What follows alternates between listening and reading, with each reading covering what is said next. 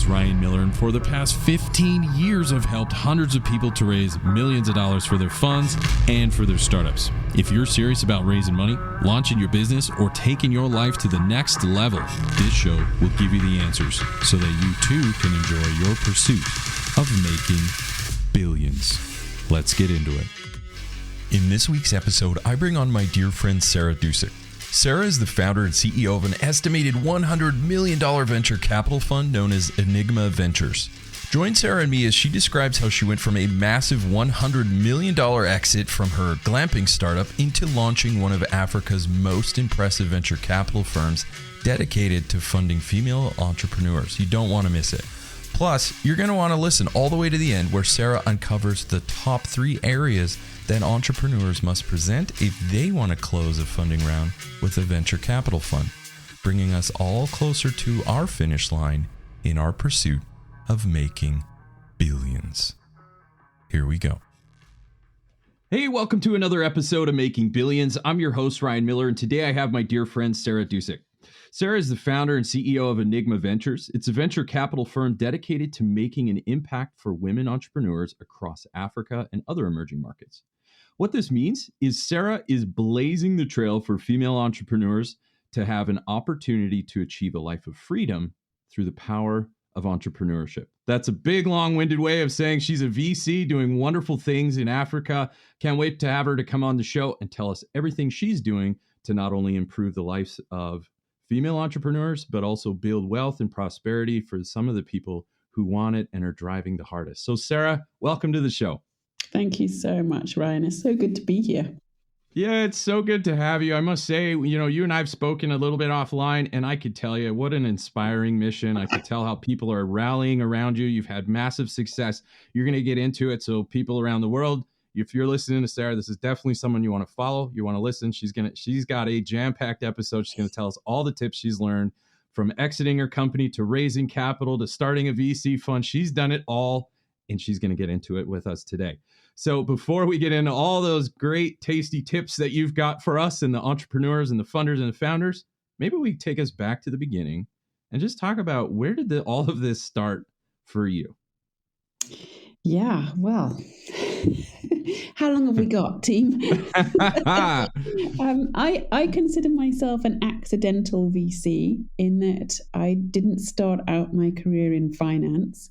And really, I started my career as an aid worker, so probably about as far as you could get from maybe being a VC.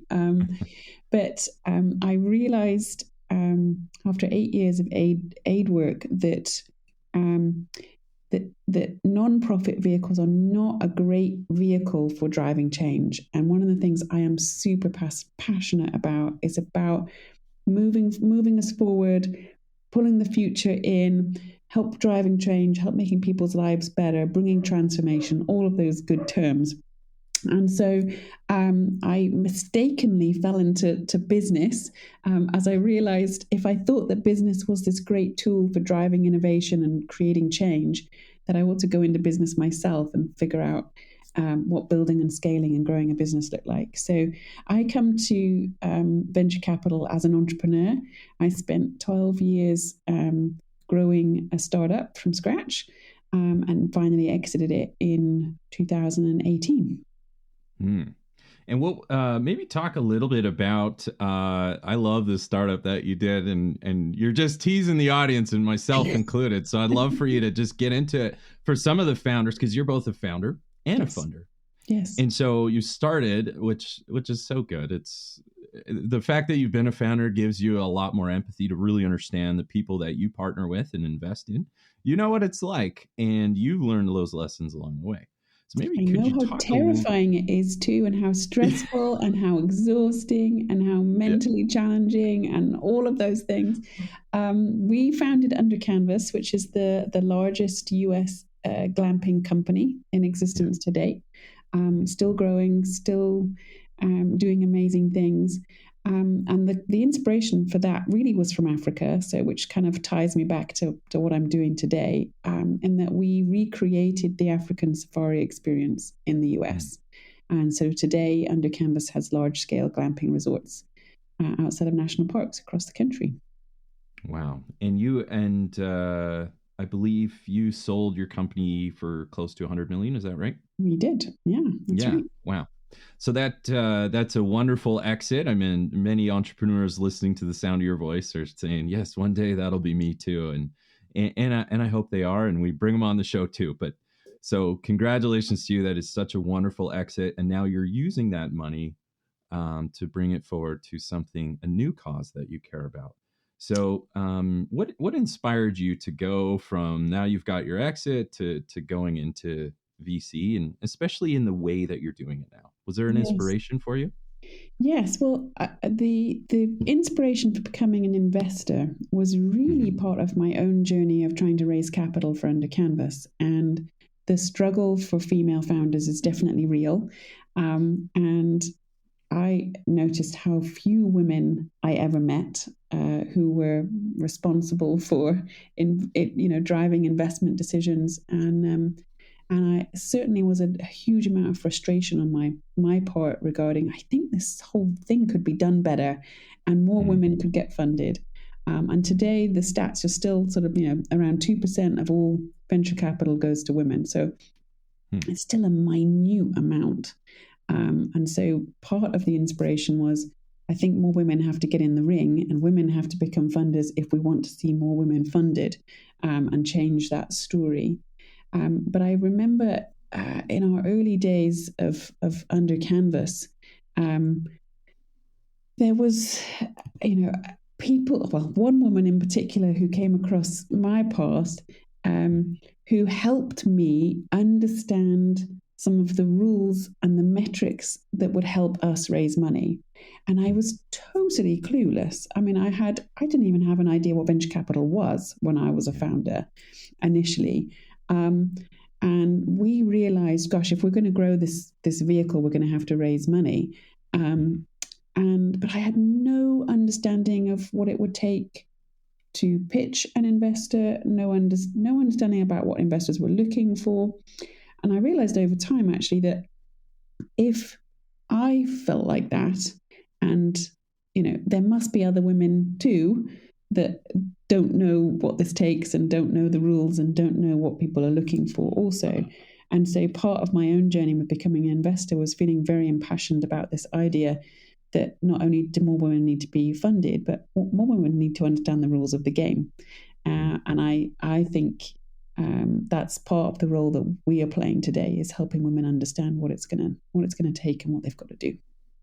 I love that. So not only are you taking the role of someone providing financing, which is an important one, but you're also taking it a step further to say it's not enough to get money. What people need to drive the impact that you're trying to drive is saying they also need education, in the sense that, yes, I'm sure you're smart in your startup, but as far as appealing to a venture capital firm and raising capital, there's some rules to this, whether written or unwritten, and both. The written rules, the unwritten rules of the game, and you're helping female entrepreneurs to learn both, so that not only can they get funding, but they can build businesses, create jobs, and improve the lives of people, specifically in Africa. Is that a right analysis? 100%. You nailed it. Couldn't have said it better Good for you. myself, Ryan. Thank you. Yeah. Well, no, you're doing wonderful. So, and may I say, you've nailed it. So this is a wonderful impact that you're doing. It's a lot of people are driven by this cause that you've certainly taken on. So, you said something that was really cool, and I want the world to really hear this from you. Is the goal of Enygma Ventures is to take them from one spot to another spot in terms of revenue? I don't want to steal your thunder, but what is it? What can people expect when you guys decide to partner up? What is one of the first kind of milestones that you put in place for your entrepreneurs? Yeah, so we invest in the very early stage of a company's life cycle, and we typically take companies from, maybe they're doing $50,000 of revenue, maybe $100,000, and we try and get them to get to $1 million of revenue, ideally within about 18 months. So trying to help small companies that potentially have huge potential to go on that really crazy journey from effectively zero to $1 million in less than 2 years.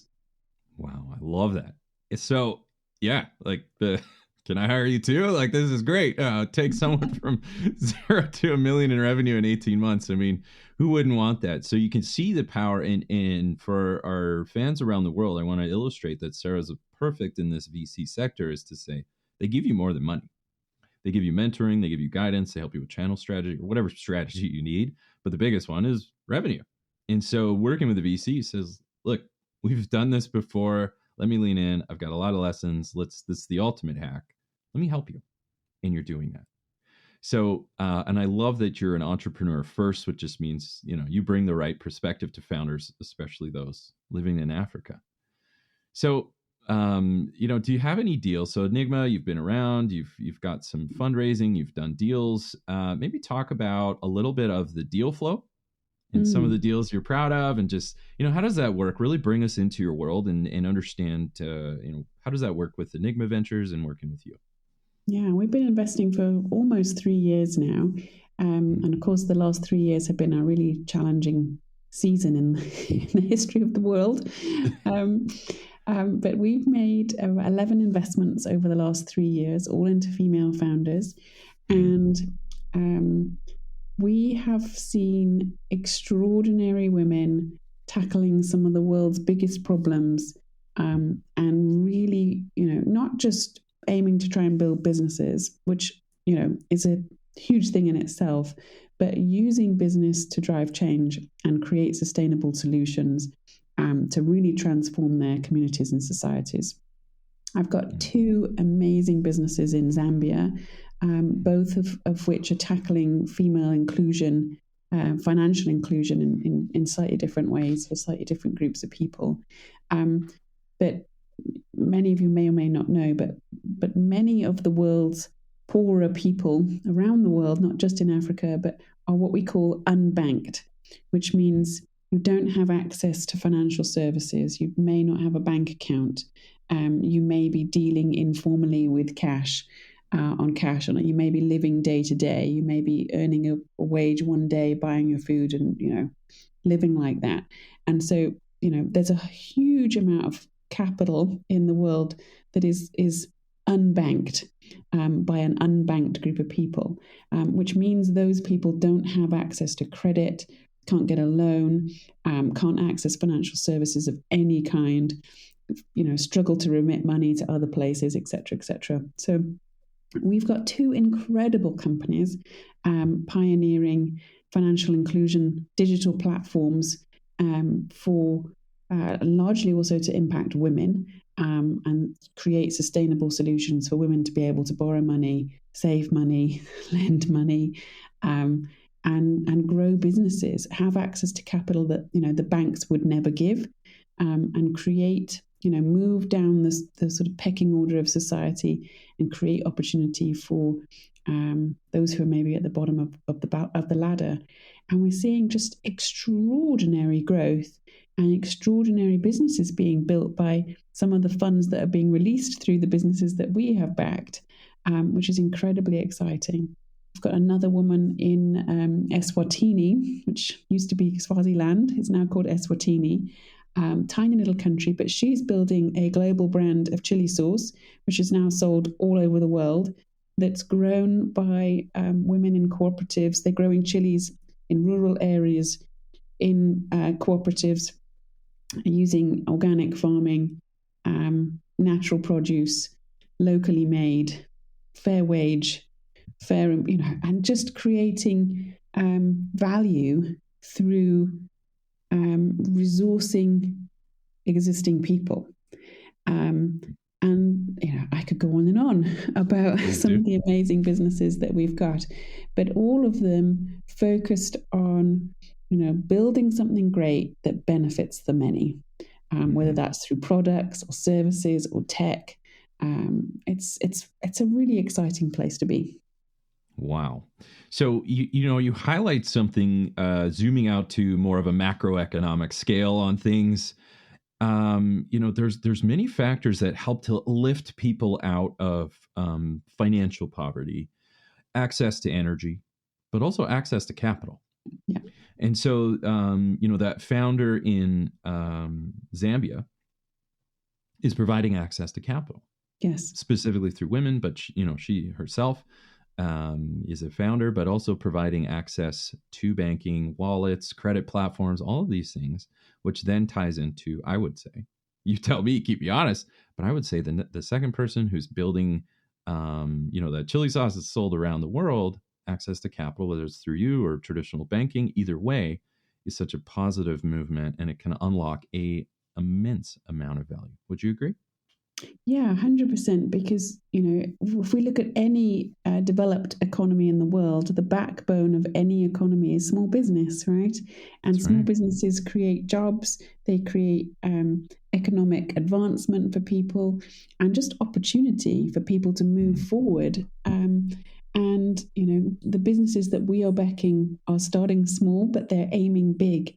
And the ripple effect, though, that each of those businesses creates is really extraordinary, from not just driving economic impact for one business. The ripple effect of all the things that that business then can create and can do is really mind-blowing. From putting whole villages of people children through school, creating opportunity for wealth creation and job opportunities, and people to live dignified lives. I mean, it's amazing. It's really, really amazing. So the work, then whenever I'm feeling down about the work that we're doing, my female partner and I often say, when she's having a bad day, she just needs to go see one of our investment companies and be reminded why we do what we do. Because then, okay, we got to keep going. We got to keep finding a way. Yeah, I love that. And I remember you and I, we spoke about offline earlier. I remember one of the years I was in school, we studied something on macroeconomics. This was a true academic research phenomenon throughout the world as it relates to women and finance. And this is absolutely brilliant what you're doing, because it certainly coincides with the research, economic research that's happening, which is a lot of these countries that may be emerging market countries, economists have found that when they invest in women, GDP goes up, divorce rates go down, children are happier. So they start building that generational benefit, whether you want to say taking care of your voters, whatever. Hopefully it's a lot deeper than that. It's just saying we're doing our job, which is to help the citizens to find a better life and to progress and move forward and participate in the benefits that this world has to offer. So investing just from a macro governance standpoint, which is so much bigger, all VCs need to unite around this study, which you certainly are blazing the trail for, that is saying when you invest in women, the return on investment for countries goes way up. So participating with governments, if there's any government official listening to Sarah or myself, this is a very positive movement to invest in these things, especially in emerging markets. Would you agree? 100%. I mean, this is transformation at its grassroots, right? I don't believe there's any other way to build a nation than to invest in building businesses that create, enormous impact for their communities. And we often just, talk to our entrepreneurs about, you are the builders of the future of your nation. You are the builders. You are the people that are imagining tomorrow and building it today. And what your community looks like, or your city looks like, or what your nation looks like in 10 years' time will be due to people like you building it today. Mm-hmm. And that's why we've got to resource entrepreneurs, right? And that's why if we want to close the wealth gap, if we want to solve any of the world's big problems, we've got to fund entrepreneurs.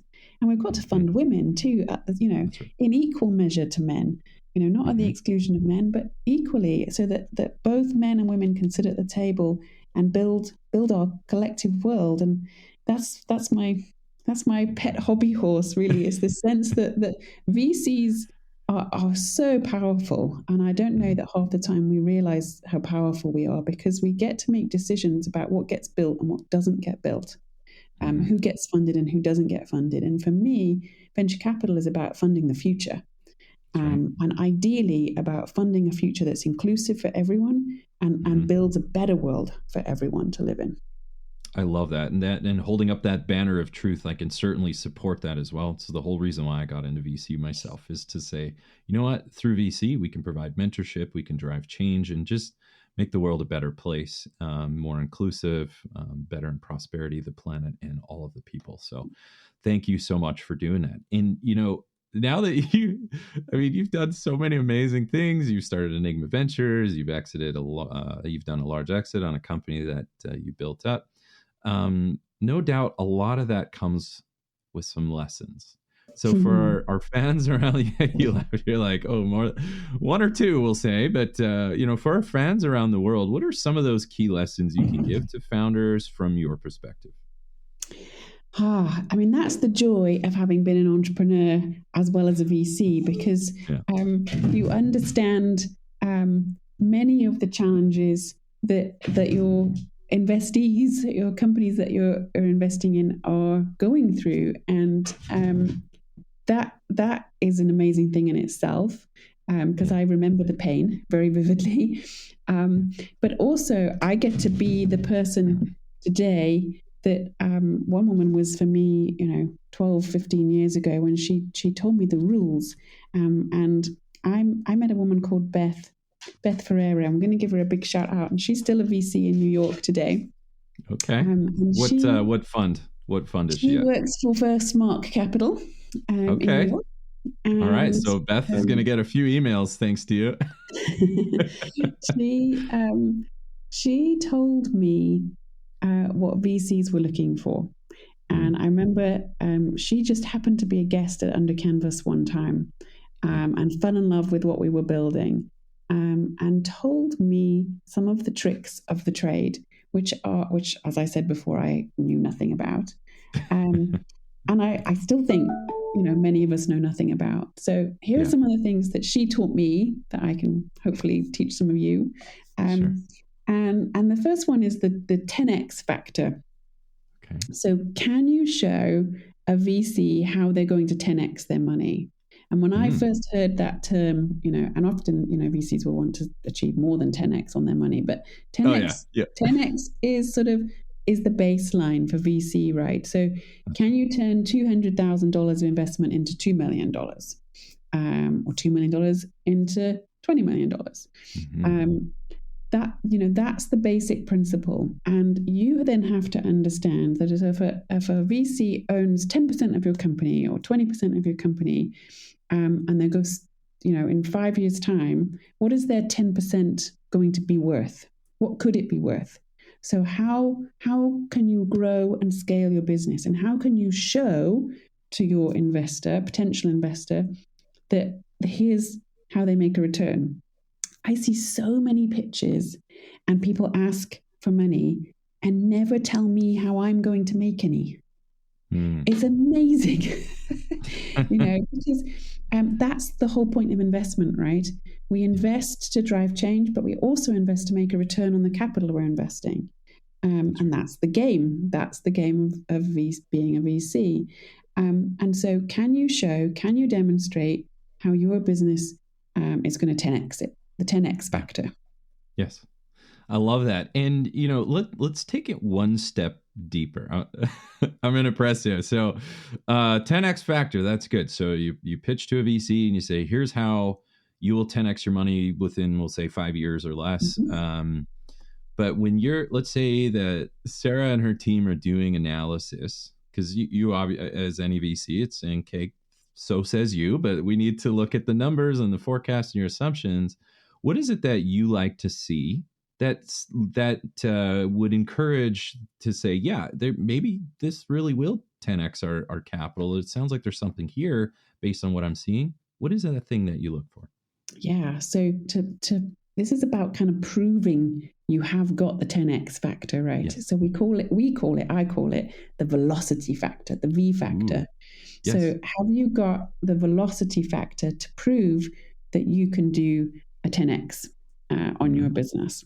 And that really means velocity. If you think about a spaceship going up out of the atmosphere, it has to get lift off, right? And the Earth has gravity, which is potentially tries to keep everything on the Earth sucked down, right? Grounded. Right.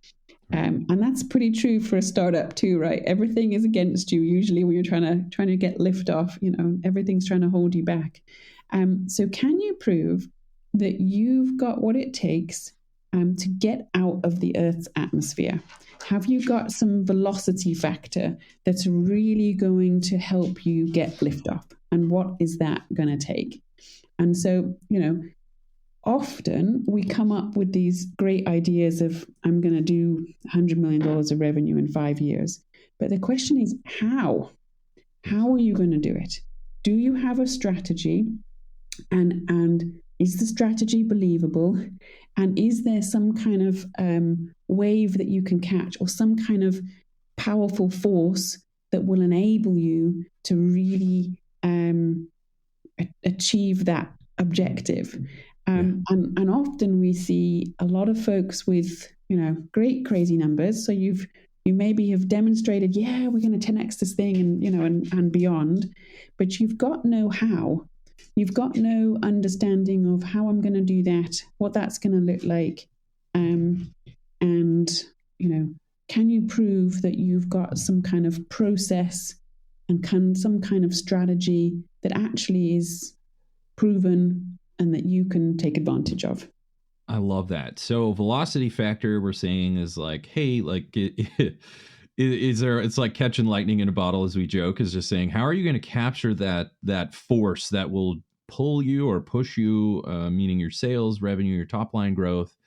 What is your process? How complicated or simple is it? How much friction is built in that process? Does customer acquisition cost? Do you explore that? Does that have any factor in your velocity factor? Yeah, it totally does. That's a really good point, actually, because how hard it is to acquire a customer is part of that velocity factor. So if you've got 15 steps, right, between you and your customer, chances are it's really hard to acquire a customer. So how can you simplify it? How can you make it easier? Is there something that people desperately want that you can use as a hook to, give you the V factor, the velocity factor? And I was talking to a guy last week, actually, who was really insightful. I'm going to steal his line. And he was a great salesman. And people who are really good at sales, have a really great way of thinking about this. And those of us who are, not natural salespeople don't necessarily think about it quite so obviously. But he said something super simple, which was just, instead of trying to sell people on what you've got, can you ask them what they want? And with the V factor, I think what's interesting about that, and a bit what you were saying about the lightning in the bottle, is can you catch hold of something, of a problem that people actually have, or that they actually need you to solve, rather than trying to force something that nobody wants, or that you're just trying to sell something that nobody actually realizes there's any demand for yet. And so it's this sense of, am I solving something? Have I got a process? Have I got a method of acquiring customers or driving users that has some kind of force behind it, that's lightning in a bottle, that gives you some liftoff? Yeah. Wow, I love that. So, understanding it, and we, in my fund, we talk about viability, desirability, and feasibility, this Venn diagram. And so we're just saying, like, sure, you can build this thing, whether it's a fintech app or whatever, but should you? Yes. do people want it? So earlier on my episode, I had someone, his name's Tristan Ham, he runs an accelerator, and we talked about, Google Glass. Could Google build it? Yeah, they did. But then as they built it, the market was calling them glass holes, if you remember that. So there, it was. I didn't invent it. I'm just conveying what people were saying, is because they didn't want to be recorded. And so and maybe that was their market testing and they shut it down. But either way, it was a very expensive flop that Google has all the intellectual capital. Any firm was just of their wildest dreams. So they had the talent, they had the ability, they had the capital to build it. But the one thing that was missing was desirability. Did the market desire this? Did they want this? Or was it you just pushing something that they didn't want? Now, it's not that the people are opposed to augmented reality. They're just opposed to being surveilled, even if you're not doing anything. So testing that market is a big part of ensuring that you don't turn into what other people infamously were called as glass holes. So it's really just saying, does the market want this product, and can you produce something the market wants at a competitive way, without burdening them through 15 steps just to close the sale. So for you, that you're saying, if we have competitive customer acquisition costs as well as an ease of sales process, we might have something here. Is that a fair interpretation? 100%. Yeah, 100%. Awesome. And you mentioned before offline that pent up demand is another factor that you can look. Is there a demand? Can you prove that there's enough people like lining up to get whatever it is that you're producing? Like your founders on banking, it's like, yeah, there's some massive pent up demand. And so you drop that product in, you give them anything, and they're going to line up. Yeah, exactly. And, from a VC perspective, that's what we're looking for, is like, can you prove that you've got something that's just going to take off like a rocket? Because we're trying to get you, the fastest possible way from zero to hero. And some of that's definitely timing, right? And so if you haven't also got good timing, you have to adjust to what might have good timing, and navigate accordingly. And often entrepreneurs find that really hard to pivot and to let go of a baby that you love. And sometimes you just have to recognize this baby's not going to grow up right now. And this baby needs to be put to bed for a while. We'll wake it up. We'll wake it up another time, maybe.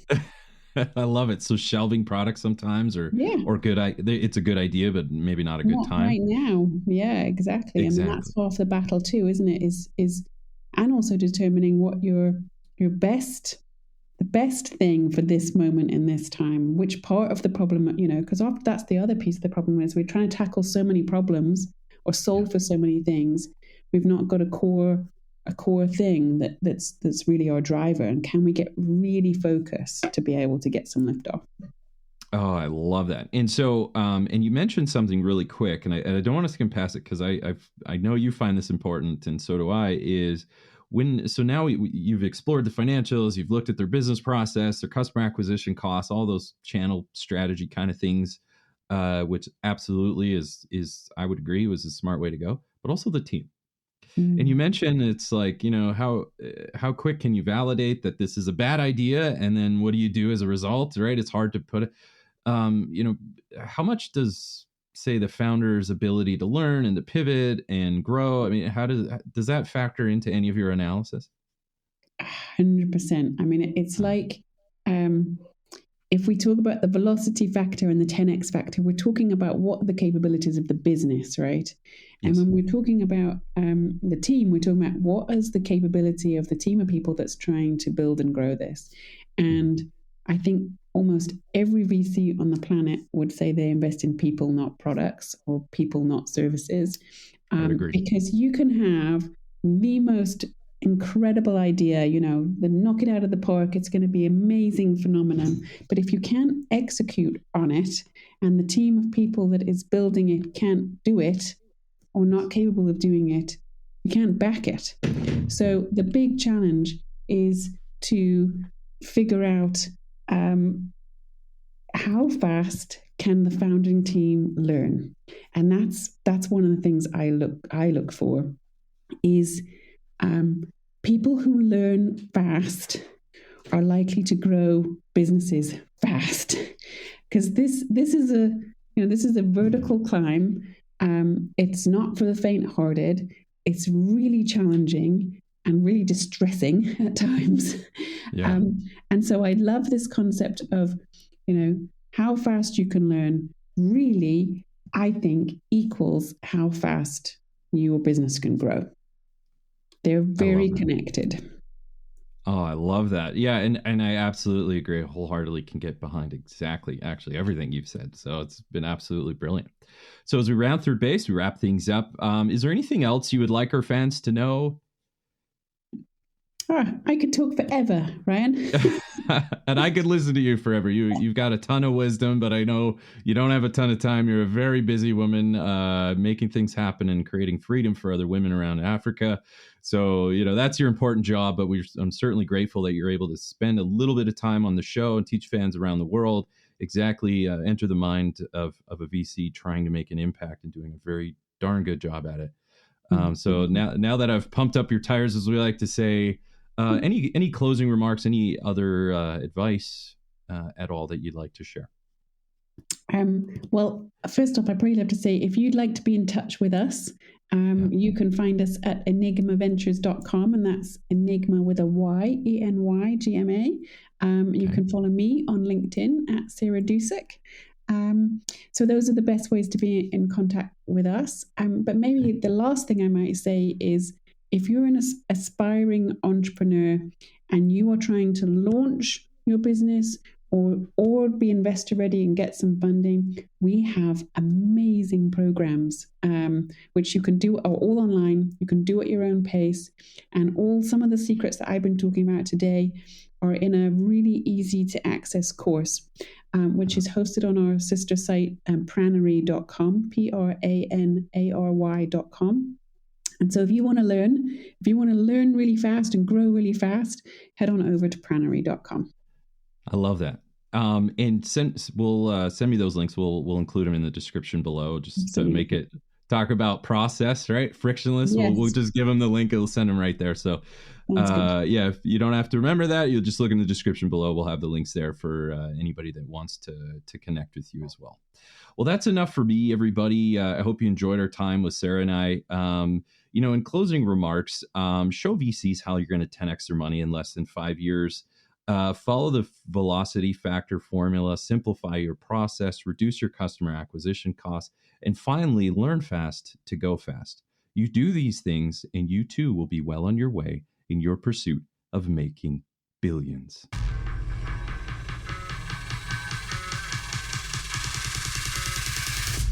Wow, what a show. I hope you enjoyed this episode as much as I did. Now, if you haven't done so already, be sure to leave a comment and review on new ideas and guests you want me to bring on for future episodes. Plus, why don't you head over to YouTube and see extra takes while you get to know our guests even better. And make sure to come back for our next episode where we dive even deeper into the people, the process, and the perspectives of both investors and founders. Until then, my friends, stay hungry, focus on your goals, and keep grinding towards your dream of making billions.